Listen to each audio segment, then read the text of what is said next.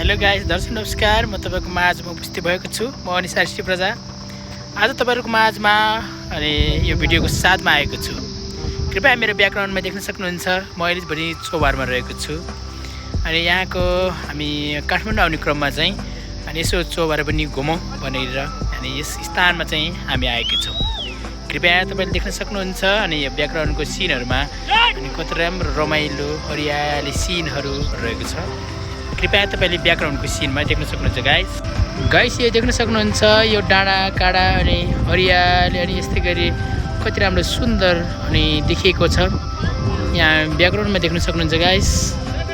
अनि यस स्थान अनि घुमघाम गर्नको लागि अति नै अनि यस स्थानमा आउन सक्नुहुन्छ।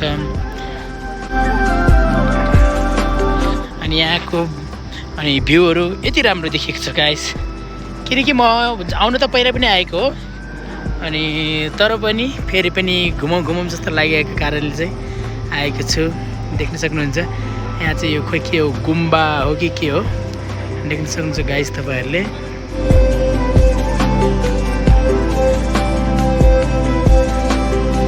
गाइस यति राम्रो अनि हेर्नलाई एकदम सुन्दर देखिने भ्यूहरू रहेको छ।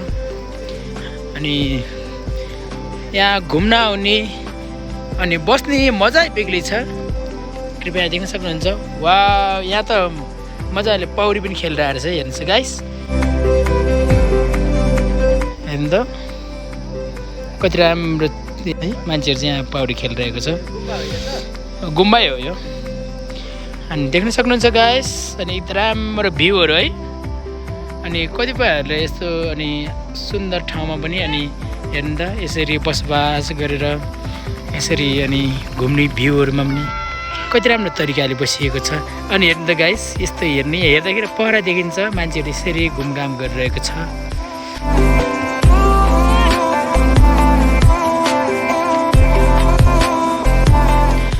हाम्रो प्रकृतिले अनि बनाएको सुन्दर देशलाई तपाईँ देख्न सक्नुहुन्छ गाइस।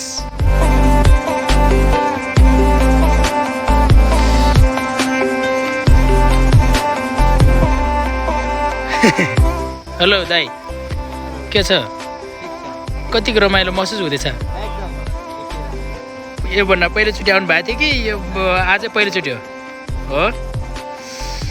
यसरी घुमघाम गर्न पाउँदा अनि एकदम खुसी हुनुहुन्छ है।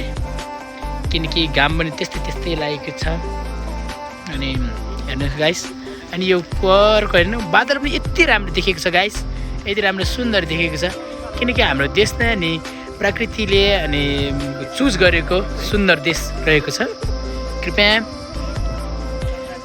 देख्न सक्नुहुन्छ यति राम्रो। अनि हेर्नु त गाइस।